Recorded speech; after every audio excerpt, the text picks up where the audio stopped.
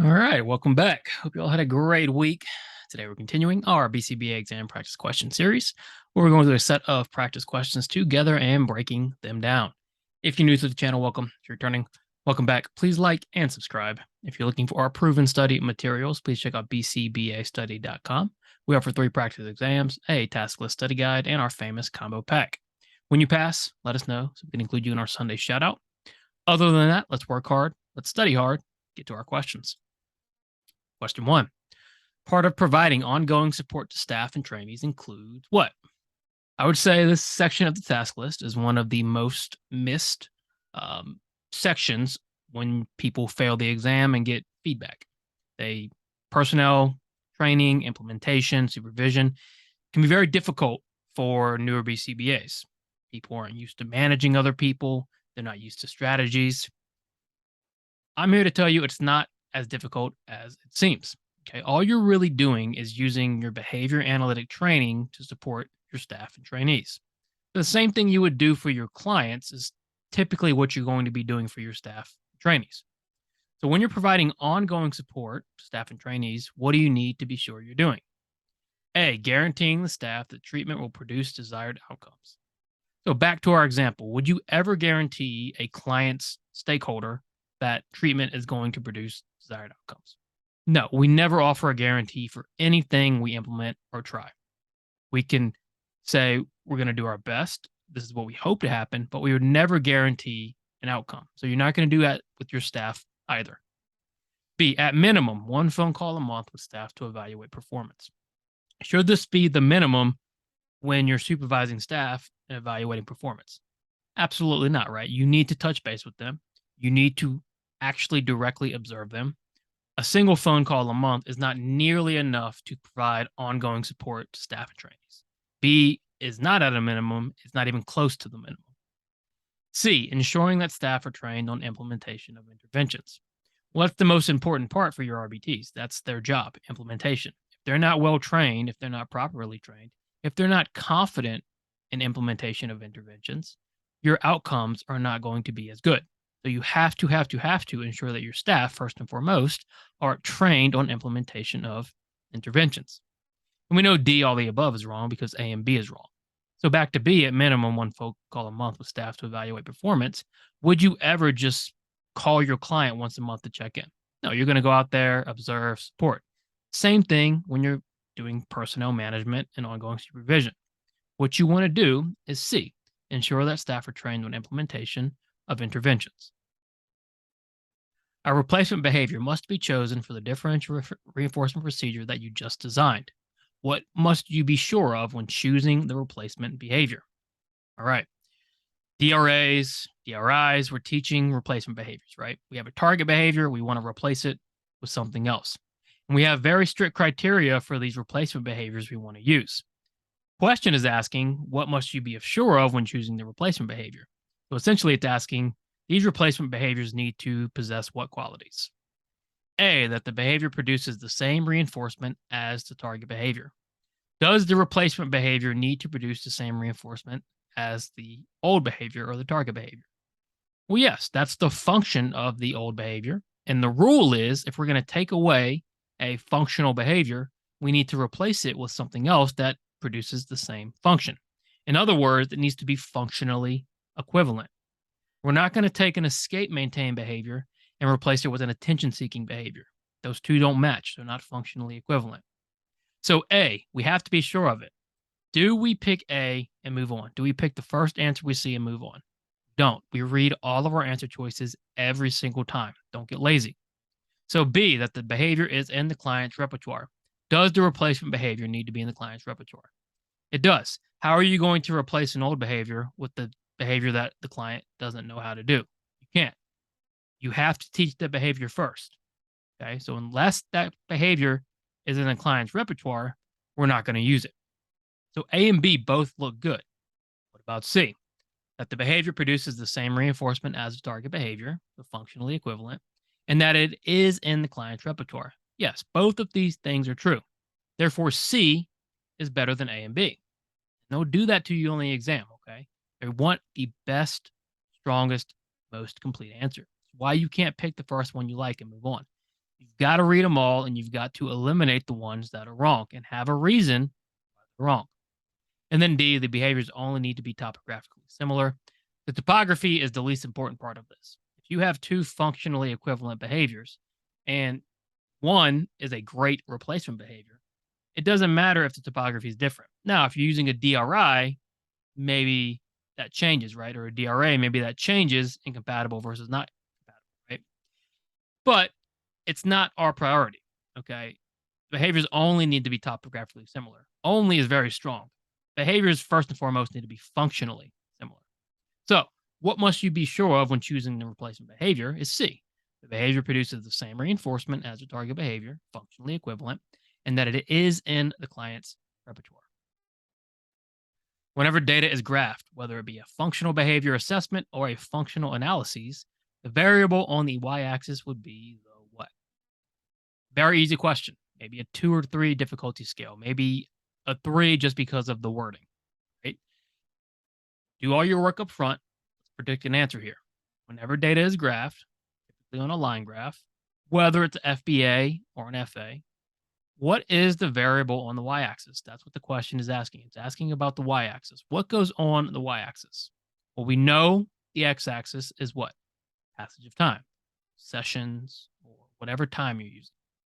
The y-axis is our behavior, whatever behavior we're measuring. So the variable on the y-axis is going to be some sort of behavior. So A, the current phase of the intervention. Phase changes are indicated by phase change lines, okay, not by the axes. B, session duration. Not really concerned with session duration when plotting, okay? We're concerned with the number of sessions, maybe. So C, the number of the current session, where would that go? That would go on the x-axis. X-axis is the passage of time, right? Number of sessions, number of days, whatever it might be. The frequency of the behavior, the actual behavior we're measuring, is going to go on that y-axis. Okay? That vertical axis will be, the y-axis will be the frequency of the behavior. Remember, behavior is the y-axis, time, x-axis. The variable on the y-axis will be the frequency of the behavior. The most common type of experimental design used for functional analyses is, and this is straight from the text. All right. So easy question if you know it, hard question if not. Maybe they don't ask it, maybe they do. Either way, what is the point of practice? To expose you to as much as possible so you have as many tools in your belt once exam day comes. Okay. The more you know, the more you're aware of, the better off you're going to be. So when looking at functional analyses, what are we doing? We're trying to determine functions through different conditions, right? Escape, maintain conditions, attention conditions, controls, etc. So the most common type of experimental design would be what? Is it a multiple probe, a reversal, an alternating treatment, or a changing criterion? Well, you should immediately eliminate changing criterion. Okay, we're not trying to increase or decrease anything with the functional analyses, right? Multiple probe design, same thing. Multiple probe design is you're periodically or sporadically checking the behavior. The functional analysis is ongoing. So A and D are out. Leaves us with B and C. So the answer is going to be C. Okay. And you might not know that, you might. So the point is, we're teaching you these things and exposing you to you. Okay. So when we're talking about an experimental design used for functional analyses, the most common type is going to be an alternating treatment design. If you suspect that the function of your client's behavior is automatic reinforcement, what 2 conditions would be best to use to conduct a pre-functional analysis? Okay, a couple different things going on in this question. Back-to-back functional analyses questions could happen on the exam. Don't ever try to predict the exam, right? Don't say, well, I've answered C 5 times in a row, it can't be C again, or other back-to-back measurement questions. Throw all that stuff out the window, okay? Take the exam in front of you. So again, if you suspect that the function of your client's behavior is automatic reinforcement, so we're thinking automatic reinforcement, meaning alone, right? What 2 conditions would be best to conduct a brief functional analysis? Brief functional analyses, typically 10-minute FAs done in real time, trying to determine the function. So importantly is this automatic reinforcement is what we suspect the function is, right? So we need to look for something when the client is alone or not engaged. Okay. That's what we're looking for here. So A, easy task versus hard task. Well, the client is engaged in a task, okay? Somebody probably gave them that task, right? That's a social thing, and they're trying to complete this task, okay? They're actively engaged in something. Might be okay for automatic reinforcement, right? But it still seems kind of social. So A looks maybe okay, but do we have a better answer? We have two B's, should be BC, obviously. B, a set schedule versus a random schedule. Who's setting that schedule for our client? Well, probably a social produced schedule, right? Either in collaboration with the client. Either way, the client needs to follow the schedule, engage in the schedule, continue on with the schedule. Okay. Again, decent, right? But is there something better? C, brief pauses between trials versus long pauses between trials. Okay. This one is pretty good because if we're taking time between trials, right? If I'm giving them a very brief moment of just calm, quiet, alone time, very brief, they don't have a lot of time to go into an automatic reinforcement behavior. But if I'm giving long pauses of no talking, no questions, no interaction, that's when the automatic reinforcement might start to appear. Okay. A and B are okay, but those could also be very social. C is great because we are giving them time by themselves, alone, with no task, demands, or thoughts. Okay. Are they going to engage in automatic reinforcement? And then D, giving choice versus not giving choice. That's not really going to show us automatic reinforcement, given this is for sure a socially mediated intervention. Our best answer here is going to be C, brief pauses between trials versus long pauses between trials. An RBT is teaching a client the difference between cats and dogs. First, the RBT shows the client a picture of each animal and says, this is a dog or this is a cat. The RBT then shows the pictures and says, what animal is this? The RBT then shows the client videos of the animals and tells the client to point to all the dogs. What is the RBT doing? Okay. What do we know about the RBT? We know they are trying to teach them cats and dogs. First thing they do, we often do, is show them pictures of animals and give them the answer, right? This is a dog, this is a cat. Actively teaching them what we want them to learn. The RBT then does what? Well, she then fades it and then asks the question directly. Hey, what animal is this? Still picture cards. Then the RBT shows videos of the animals. So more real life simulation, right? More natural because we're actually watching animals instead of just picture cards, and tells the client to point to all the dogs. So the RBT is slowly shifting cats and dogs from one stimulus to another, right? What are they doing? Is it a task chain? Or are we completing a bunch of steps in a row for a terminal behavior? No. Is it differential reinforcement? We're not talking about differential reinforcement. Remember, never assume anything. Use the information given and only the information given. There's nothing about reinforcement in here. We don't know what the schedule is. We don't know what the intervention is for reinforcement. C, transferring stimulus control. Yes, what is she transferring? Well, first she's transferring just from this is the dog, right? To the picture and the SD of what animal is this, and then to the SD of point to all the dogs on the video. So she's transferring stimulus control of the client's cat and dog identification from stimulus to stimulus. Stimulus control is essentially just prompt fading, okay? All you're doing is transferring control from SD to SD to SD until you get the desired SD. And then a task analysis. Is she breaking down behavior? Is she identifying any steps in the chain? She's not, right? It's not a task chain. It's not a task analysis. They don't talk about reinforcement. We don't know what type of reinforcement we're using. All we know is we're transferring stimulus control from these different SDs. A trials to criterion measurement is established for a 4-year-old client. Client's criterion is set at 85% for 4 consecutive sessions. Which of the following data sets contains 6 trials to criterion? I really like this question. Test you on, are you actually reading and understanding the question? Taking your time, absorb what the question is asking you. Because if you're not, you could very easily miss this question. So what do we know? We know it's a trials to criterion measurement. 4-year-old clients are relevant. Only use information that's needed, right? 4-year-old client makes no difference. If the client's criterion is set at 85% for 4 consecutive sessions, meaning to meet our criterion, we need 4 consecutive sessions with 85%. However, the question is asking for a data set containing 6 trials to criterion. Very careful, because if we look at A, we have 85, 85, 85, 5. We've hit our criterion, but in how many trials? Just 4. The question is asking about 6 trials. Look at B, 90, 90, 85, 85, 85, 85. So we hit our criterion 4 in a row after 6 trials. B seems to be what we're looking for. What about C? 90, 85, 90, 85, 90, 85. Clearly not. Did not hit our criterion. D, 85, 85, 85, 90, 85, 90. Didn't hit our criterion. So both A and B, we do hit the criterion, but B answers the question. We have 6 trials to get to our set criterion of 85% times in a row. You have to do your work up front. You have to take your time on the question. You can't rush. Accuracy produces speed. It's not the other way around. Going fast is not how you're accurate.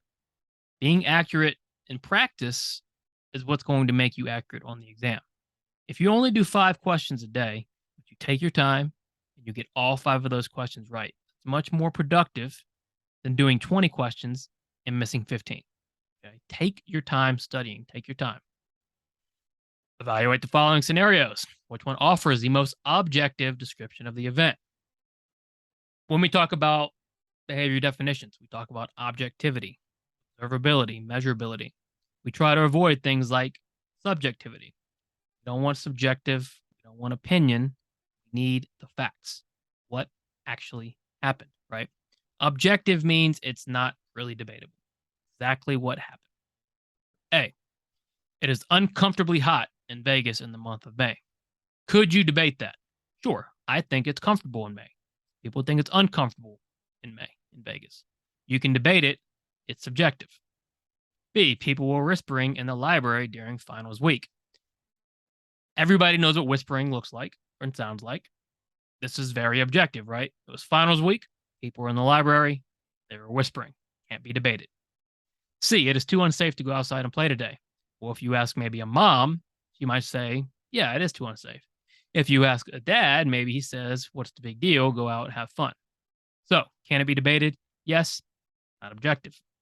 D, that was the hardest exam the teacher has ever given. Maybe for you, maybe I got an A and you got an F. Is it debatable that it was the hardest exam ever? Sure it was. So, the objective description is people were whispering in the library during finals week. It was finals week, can't be debated. In the library, be debated. Whispering was happening, cannot be debated. B is the most objective description of the event. When maintaining client records, the following regulations are the most important for a behavior analyst to follow. Ethical question, we have to maintain client records. Now, when you leave a company, it is the company's responsibility for those records, no longer yours. Very important to remember. Okay. While you're at that organization or company, it's your duty. Okay. You have to abide by their regulations. So that's exactly what this question is asking. What regulations are the most important for a behavior analyst to follow? BACB ethical regulations. Do we need to follow these? Sure. Because if not, you can get reported and you can lose your license. You can do unethical things. You can cause harm. Absolutely important, right? B, organizational regulations. What happens if you don't follow your organizational regulations? You might get fired. Yeah, you might lose your clients. Very, very important. C, state and federal regulations. What happens if you don't follow these? You get fined, you get arrested. So all 3 are extremely important. So if we look at D, all of these must be followed. Yes. One is not more important than the other. You have to follow all of them equally. Okay. So if we're going to maintain client records, we have to go by the BACB, by our organization, and by state and federal regulations. Fantastic. Thank you for watching. Please subscribe. Check out bcbastudy.com for our study materials. As always, we'll be back next Friday and Saturday with more BCBA exam content. In 2 weeks, we'll be starting our brand new BCBA exam, which I'm very excited about. So make sure you subscribe to see that lovely 4th exam. Other than that, let's work hard, study hard. I'll see you soon.